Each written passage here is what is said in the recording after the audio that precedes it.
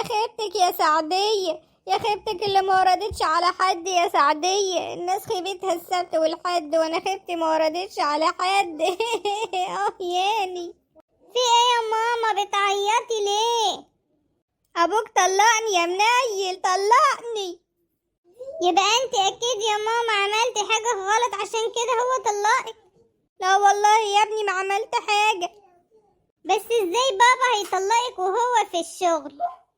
ما هو بعت لي رسالة وقال لي في الرسالة انت طالق. عايزك تهدي كده يا ماما، اكيد في حاجة غلط، الكلام ده اكيد مش مظبوط. اهدى ايه بقى بعد ما طلقني؟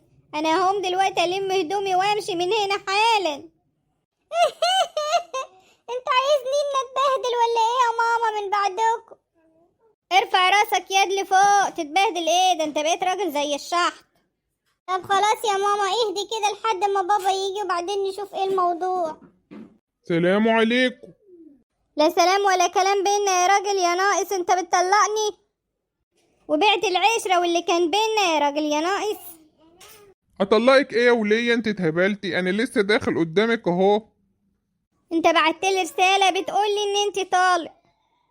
ده التليفون بتاعي يا ولية اتسرق، اكيد الحرامي هو اللي بعت الرسالة دي. الحرامي؟ ايوه الحرامي، استني كده اما ارن على التليفون بتاعي واشوف كده الحرامي ابن العبيطة ده عمل كده ليه. الو. الو، مين معايا؟ انا صاحب التليفون اللي انت لسه سارقه مني من شوية. ايه يا عم، عايز ايه؟ اخلص. يعني انت سرقت مني التليفون وقلنا ماشي، لكن تبعت رسالة وتطلق مراتي ليه؟ يا عم الولية اللي عندك دي ولية وشها فقر، دي طول اليوم هات عيش وانت جاي، هات خضار وانت جاي، هات بصل وانت جاي، هات لحمة وانت جاي، هات ابصر ايه وانت جاي. زهقتني في عيشتي يا راجل، قلت اما اطلقها لك حتى كفر عن ذنبي في سرقة التليفون ده. طب والله انت عندك حق مظبوط.